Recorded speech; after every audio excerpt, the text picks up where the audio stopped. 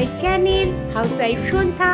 নমস্কার বন্ধুরা, আজকে আমি নিয়ে এসেছি একটি বন্ধুদের সঙ্গে বেড়াতে যাওয়ার ভিডিও। তো কোথায় যাচ্ছি সেটা জানার জন্য আমার সাথে পুরো ভিডিওতে আপনাদের থাকতে হবে। তো আমরা আমাদের কমপ্লেক্স থেকে বেরিয়ে টোটো ধরে আমরা পৌঁছাবো স্টেশনে। তো যারা প্রথম আমার এই ভিডিওটি দেখছেন তাদেরকে অনুরোধ রইল অবশ্যই একটি লাইক, একটি শেয়ার এবং একটি কমেন্ট করে দেবেন। আর যদি ভালো লাগে অবশ্যই সাবস্ক্রাইব করবেন। আর আমার যে সব স্টেশনে চলে এসেছি বন্ধুরা সবাই মিলে, আর পাশে থাকা বেল আইকনটি প্রেস করে দেবেন যাতে আমি আবার যখন কোনো নতুন ভিডিও ছাড়বো সবার প্রথম আপনার কাছে পৌঁছে যাবে এই নোটিফিকেশনের মাধ্যমে। এবার দেখুন, এই যে ব্যারাকপুরে স্টেশনে এসেছি আমরা, আর বজরংবলীর মন্দির দর্শন করবো না সেটা তো হয় না। তো আমরা চলে গেলাম বজরংবলীর মন্দির। এটা খুব জাগ্রত মন্দির, আমি এর অনেক দিয়েছি ভিডিও, আর এর পুরো সোশ্যাল মিডিয়া জুড়ে রয়েছে এই মন্দিরটা, ফেসবুক বলুন বা ইউটিউব বলুন সব জায়গাতে। তো খুব জাগ্রত এই মন্দির। তো এইখানে এসে প্রণাম করে আমরা ট্রেনে উঠে পড়লাম। শান্তিপুর লোকাল শিয়ালদা থেকে এসছে। তো আমরা বসে পড়লাম ট্রেনে। তো আমরা প্রায় 2 ঘন্টার মতো সময় লেগেছে। নামলাম আমরা শান্তিপুরে। এবার শান্তিপুরে নেমে আমরা একটু ভাবলাম একটু ভিডিও করব। তো সেভাবে ভিডিও করা যাচ্ছে না, খুব তাড়াহুড়ো করেই করতে হয়েছে ভিডিওটা। তো আপনাদের ভালো লাগবে। ওখানে নেমে আমরা সকালে কেউ ব্রেকফাস্ট করিনি, আমরা 8:05 যে ট্রেনটা সেটাতে ধরেছিলাম। তো সেখান থেকে আমরা একটা ছোট্ট দোকান স্টেশনের পাশে, কিন্তু প্রথমে ভেবেছিলাম খাবো না পরোটা। তারপর দেখলাম একদম তেল কম দিয়ে এভাবে বানাচ্ছে, হাতে কোনো তেল তো লাগার ব্যাপারই নেই, আর খুব টেস্টিও হয়েছিল। তো আলুর তরকারি আর পরোটাটা ওখানেই খেয়ে নিলাম। খেয়ে আমরা সবাই এখান থেকে ব্রেকফাস্ট করে এই টোটো দিয়ে নিলাম। টোটোতে এবার আমরা চলছি আমাদের গন্তব্যস্থলে। 20 মিনিটের মধ্যেই আমরা পৌঁছে গেলাম শান্তিপুরের বিখ্যাত যে আমাদের শাড়ি সেন্টার, জোয়ারদার শাড়ি সেন্টার। সবাই মোটামুটি জানা আছে শান্তিপুরের তাঁতের যে কালেকশান, যে তাদের নিজেদের ওখানকার কালেকশান থাকে। শান্তিপুর থেকে সমস্ত কালেকশান কলকাতার দিকে বাইরে সব জায়গায় যায়। তো আমরা চলে আসলাম ওখানকার মেন দোকান যেটা জোয়ারদার শাড়ি সেন্টার। সেখানে এসে আমরা সবাই মিলে একটু ওখানে ভিডিও করলাম আর একটু ফটোশ্যুটও করলাম নানারকমভাবে যে যার মোবাইল থেকে। এবার আমরা সেখানে ঢুকে আমরা দেখবো ওখানে কী আছে। আমি প্রথমবারই গেছি, কিন্তু এখানে সবাই মোটামুটি, তার মধ্যে কয়েকজন এখানে অনেকবারই এসেছে, প্রত্যেক পুজোতেই তারা আসে। এসে নানা রকম মোটামুটি রিলেটিভদের জন্য, দুর্গা মায়ের জন্য সব রকমের শাড়ি এখান থেকে তারা কিনে নিয়ে যায়। তা আমার প্রথম এখানে। তো এবার আমাদের ফটোশ্যুট তুলে নেওয়ার পর এবার আমরা ঢুকলাম ভেতরে। এটা যে মেইন যেটা তাঁতের জায়গা। তা আমরা তাঁত এখানটায় আছে নানা রকম নাইটি থেকে চুড়িদার নয়, আবার ব্লাউজের যে সেন্টার সেটাও রয়েছে। আর উপরে রয়েছে মেইন তাঁতের উপর যত রকমের কালেকশান, ঢাকাই তাঁত বলুন যেরকম। তো এটা আমরা পরে যাব বলে দিলাম। এখান থেকে আমরা বেরিয়ে গেলাম এইটুকু দেখেই। বেরিয়ে গিয়ে আমরা চলে গেলাম সিল্কের দিকে। সিল্কের যে হাউসটা এটার পিছনের দিকে রয়েছে। তো আমরা এখান থেকে বেরিয়ে পড়লাম। বেরিয়ে আমরা সিল্কের হাউসের দিকে প্রথমে যাব, তারপরে তাতে আসবো। এবার আমরা সিল্কের যে ওদের বিল্ডিংটা আছে সেখানে চলে গেলাম। তাদের লোক নিয়ে গিয়ে যাওয়ার পর আমরা সেখানে ঢুকছি। মোটামুটি ভিড় ছিল, খুব ভিড় ছিল না, কিন্তু আমাদের পরে ভিড়টা প্রচুর হয়েছে, প্রচুর গাড়ি এসেছে। আমরা যেহেতু অতটা সকালে গেছি। এবার শাড়ির কালেকশান এখানে বিশাল কালেকশান। এই যে আমি খুব একটা শাড়ি এখানে আমি দেখাবো না, কারণ আমি নিজেও খাচ্ছি শাড়ি। এখানে এই লাল যে শাড়িটা দেখলেন এটার দাম মাত্র 350 টাকা। আর এবার এখানে শাড়িগুলো দেখাবো, খুব কম রেঞ্জে সেখানে শাড়িগুলো পাওয়া যায়। যদি আমার কোনো রকম শাড়ি পছন্দ হয় তবেই নেব, কারণ অনেকগুলো শাড়ি আমার ভালো শাড়ি স্টকে রয়েছে। এই যে একটা শাড়ি দেখছেন এটা মাত্র 800 টাকা। এটা হচ্ছে অর্গেঞ্জা শাড়ি, আর খুব সুন্দর সারা গায়ে কাজ। এটা সেভাবে দেখাতে পারিনি, কারণ আমিও খুব শাড়ি খাচ্ছি তখন, জাস্ট একবার করে তুলে নিয়েছি ওরকমভাবে শাড়ির কালেকশানগুলো। তো আপনারা যখন যাবেন তো আপনারা নিজেরাও দেখতে পাবেন ওখানে। এইখানে আমি কি কয়েকটা শাড়ি নিয়েছি। এখানে এই যে নীলের যে দাগটা ওটা আমার, আর সবাই নিয়েছে, প্রচুর শাড়ি কিনেছে। আমি বোধহয় সব থেকে কম এখানে আমি শাড়িটা কিনেছি। তো এখানে যে আমাদেরই সব লোক তারা অনেক শাড়ি এখানে কিনে নিয়ে চলছে। এবার আমরা আরও কালেকশান দেখাই, কিন্তু যেহেতু আমি নিজে প্রচুর শাড়ি দেখছিলাম বলে আমার সেভাবে দেখা হয়নি। যে হাতে যে শাড়িটা আছে এগুলো আমি যে কটা কিনেছি আমি সবার শেষে আপনাদেরকে দেখিয়ে দেবো। খুব কম সংখ্যায় আমি শাড়ি কিনেছি। আমি সেরকমভাবে একটা শাড়ি কিনিনি। প্রথমত আমার ঘরে অনেকগুলো শাড়ি রয়েছে যেগুলো আমি ভাঙতেও পারিনি।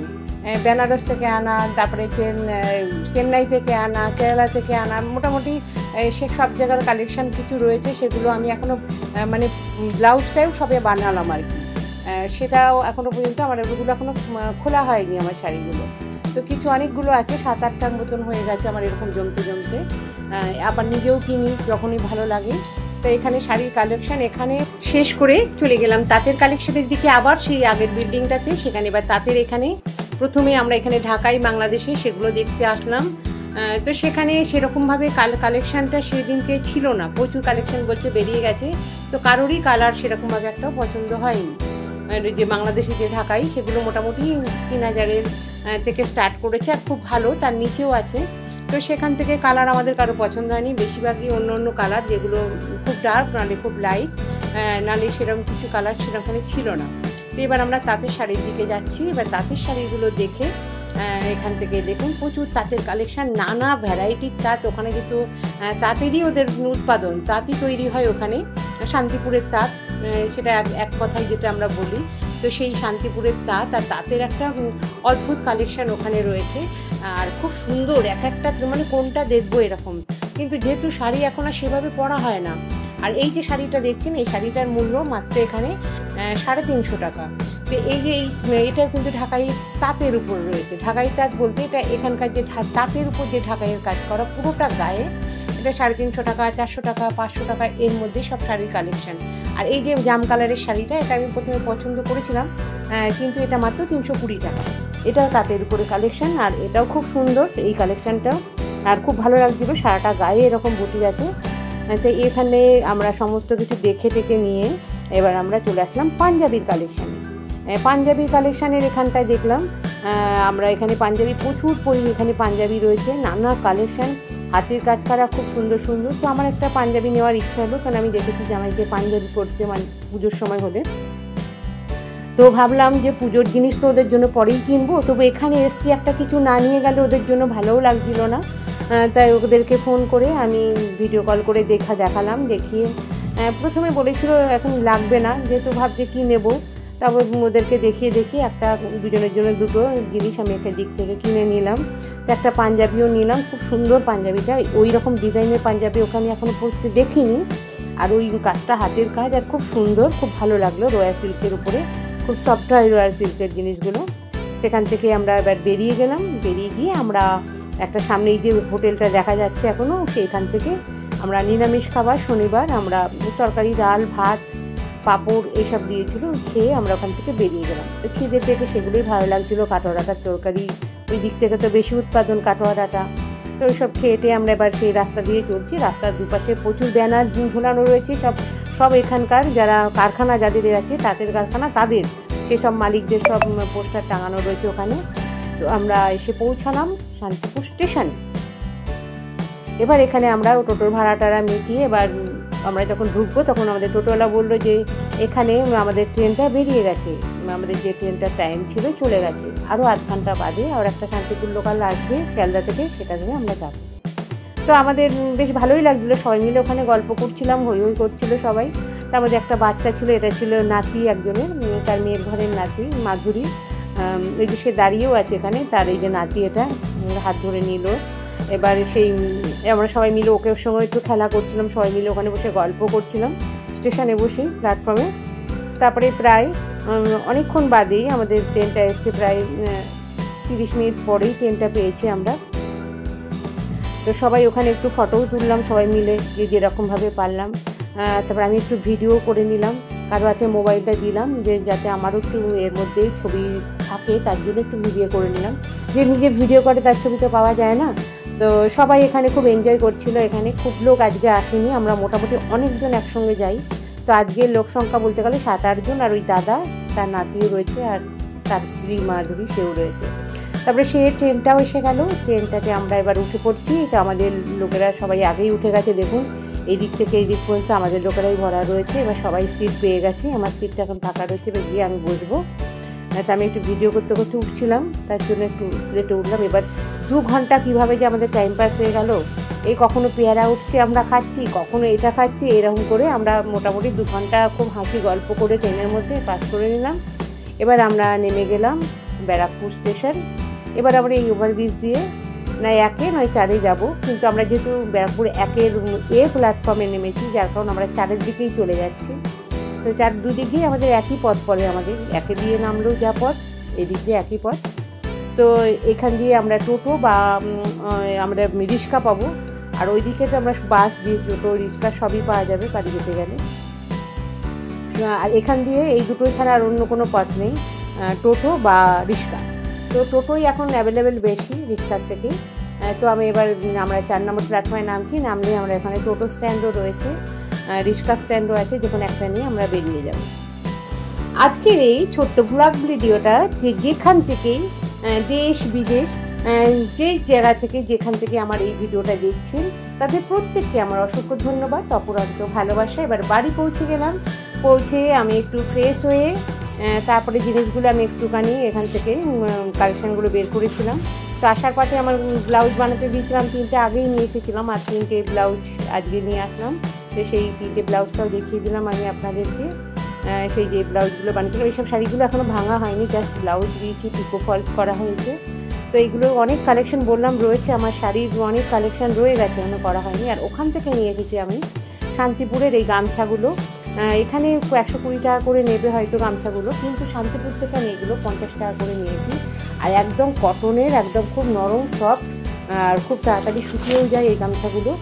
তো গামছা এখানে 3টেই নিয়েছি, আরও নেওয়া যেত, কিন্তু আমার যেহেতু গামছা কিনলে অনেকগুলো কিনি, কালেকশান আমার ঘরেও রয়েছে 4-5টা গামছা, এখনও ভাঙা হয়নি। তো সারা বছর ওগুলো দিয়েই চলে, ওভাবে একসঙ্গে কিনে রাখলে। তো এবার আমি দেখাচ্ছি কী কী ওখান থেকে নিয়ে এসেছি। সেরকম কিছু কিনিনি, খুব মানে কম জিনিসই, আমি সব থেকে কম জিনিস নিয়েছি। সবাই 2টো করে ব্যাগ নিয়েছে। তো আমি বললাম ঘরে আমার প্রচুর শাড়ি রয়েছে, আর পরার মধ্যে আমি একা, যেহেতু এখন সব সময় কুর্তি চুড়িদার এগুলো পরা হয়, যার কারণ আর শাড়িটা খুব কম পরা হয়, যার কারণ শাড়ির অতিরিক্ত কালেকশান রেখে কী করবো। তো প্রত্যেক পুজোতে আমি একটা লাল পাড়ের শাড়ি কিনি। তো এই একটা গরদের শাড়ি কিনলাম। তো এখানে মিক্সড গরদ, এটা পিওর গরদ নয়, কিন্তু মাত্র এটা দেখুন সারা গায়ে কাজ, আর খুব সফট শাড়িটা। তো এই খুব একটা ওয়েটও নয় শাড়িগুলো, আর খুব সুন্দর শাড়িটা, আর খুব ভালোও লাগবে দেখলাম।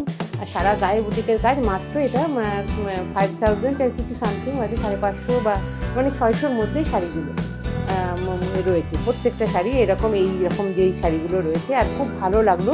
এই লাল যে কালারটা আছে না, একদম টকটকে লাল, যেটা তার মধ্যে একটু কালচে মিক্স আছে, যার কারণ কালারটা খুবই সুন্দর লাগছে। আর আঁচলটাও, এই শাড়ির আঁচলটাও খুব সুন্দর। আর সারা গায়ে যেহেতু একটা সিলভারের মানে রয়েছে, একটা প্রিন্ট রয়েছে, মানে সিলভারের সুতোর যে কাজটা সেটা রয়েছে। আঁচলটা দেখিয়ে দিলাম আপনাদের। আর ব্লাউজ পিস নেই, এটা আমি জিজ্ঞাসা করেছিলাম, বলে যে না এই রেঞ্জের উপরে শাড়িগুলোতে একটা ব্লাউজ পিস নেই। তো যেহেতু কম রেঞ্জের মধ্যে নিয়েছি, যা প্রত্যেক পুজো আমি একটা কিনি, সে কম হোক বেশি হোক, একটা লাল পাড়ের শাড়ি আমার কিনবই, এরকম একটা ব্যাপার। আমি প্রত্যেক পুজো নতুন একটা লাল পাড়ের শাড়ি, এটা ভেঙে পড়ে যাই, নয় অষ্টমীর দিন নয় দশমীর দিন। তো এবারে লাল পাড়ের শাড়ি 2টো নিয়েছি, একটা আমি আমার দিদিকে দেবো, আর একটা আমি নেবো। ওখানে অনেক কমে পেয়েছি, এটা এইদিকে কিনতে গেলে অনেকটাই পড়তো, কমসে কম 1500 তো নিতই। এবার আমি আর একটা শাড়ি দেখাবো। এই শাড়িটা এটা নিয়েছি আমি আমাদের সীমার জন্য। সারা বছর মেয়েটা আমার এখানে আসে, আমাকে সব কিছুতে সাহায্য করে আমার কাজকর্মে, সেই সীমার জন্য নিয়েছি। একদম আমার মেয়ের মতনই সেও, খুব ভালো একটা মেয়ে, তার জন্য এটা নিলাম। তার পছন্দ হবে কিনা জানি না, কিন্তু ওর যে কালার, ওর গায়ের রং সব কিছুর সঙ্গে যেতে খুব সুন্দর লাগে দেখতে, সেই মেয়ে করে আমি এই শাড়িটা ওর জন্য আমি নিয়েছি। তো দেখিও আসো, সে পছন্দ করে দেখবে। আর প্রত্যেক বছর ও টাকা নেয়, তো এবারে ভেবেছি টাকার সাথে সারিয়ে দেবো। প্রতিবার আর কিছু দেওয়া হয় না, টাকাটাই দিয়ে দেওয়া হয়। এবার ভেবেছি যে পুরো সারা বছর কাজ করে, আর সুতরাং ওর জন্য আমি একটা শাড়িও নিই। তো এবারে নিলাম। অন্য কিছু দিই, সাজার জিনিস দিই, কিন্তু শাড়ি বা জামা কাপড় আর দেওয়া হয় না, যেহেতু টাকাটা নিয়ে নেয় বলে। আর এখানে আমি একটা শাড়ি নিয়েছি, সেটা হচ্ছে এই যে শাড়িটা, এটা একটা ঘিচারি কোয়ালিটি। তো এটা দেখুন, ঘিচার একটা কম রেঞ্জের কোয়ালিটির, এটা কিন্তু এত ভালো শাড়িটা, যেমন মোলায়েম শাড়িটা, তেমনি মানে লো ওয়েটের, তেমনি আমি খুব ওয়েটের শাড়ি মানে পছন্দ করি না। কোনো বিয়ে বাড়িতেও একটু ভারী শাড়ি পরে যাই ঠিকই, কিন্তু আমার একটু লো ওয়েটের শাড়ি খুব পছন্দ। তো এই শাড়িটা এত সুন্দর লেগেছে আমার। তো এর গোলাপি কালারটা আমার খুব পছন্দ হয়েছিল, আমার ওই কালারটা নেইও। তো এই ধরনের কালার উপর মোটামুটি একটা পরা হয়, ওটা একটা নেই, কিন্তু ওটা একজন নিয়েছে আমাদেরই মধ্যে, গ্রুপের মধ্যে। তার থেকে চেঞ্জ করলাম না। তার এটা এত সুন্দর লেগেছে আমার, এই কোয়ালিটিটা সুন্দর লেগেছে, সারাটা গায়ে কাজ রয়েছে, ব্লাউজ পিসটাও খুব সুন্দর, ফুলটাও খুব সুন্দর, আর খুব সফট শাড়িগুলো দেখলাম, খুব সফট। তো একটু পরা যায় দিনের বেলা করে। এইরকম ধরনের শাড়ি হলে কি যেখানে ঘুরি সেখানে পরে গেলাম, গায়ে লাগে না। খুব দামি শাড়ি পরে গেলে যেখানে সেখানে একটু খেয়াল রাখতে হয়, পরে গেলাম বা কোনো অকেশন ছাড়া পরতে গেলেও ভালো লাগে না।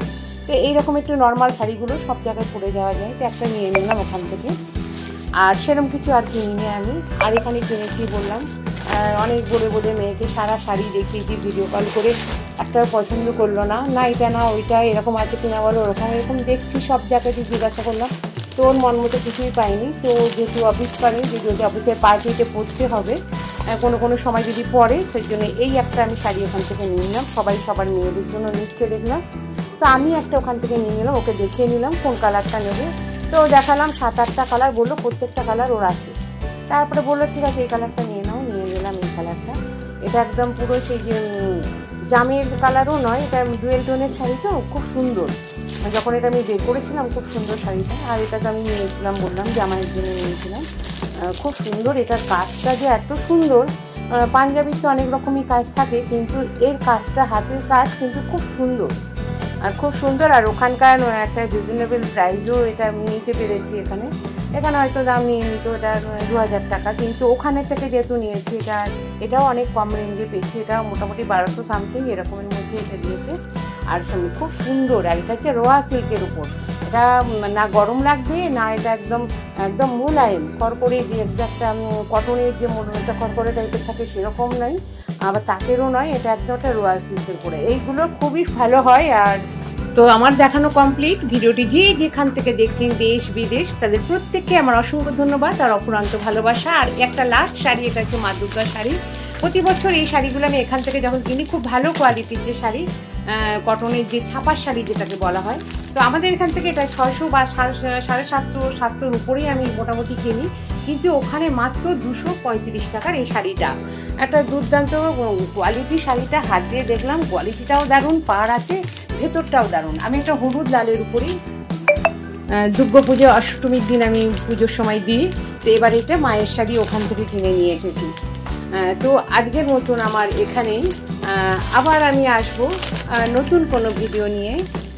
তো সেই সময়ের জন্য আপনারা ভালো থাকুন, সুস্থ থাকুন, হ্যাপি থাকুন, অনেক অনেক ভালোবাসা।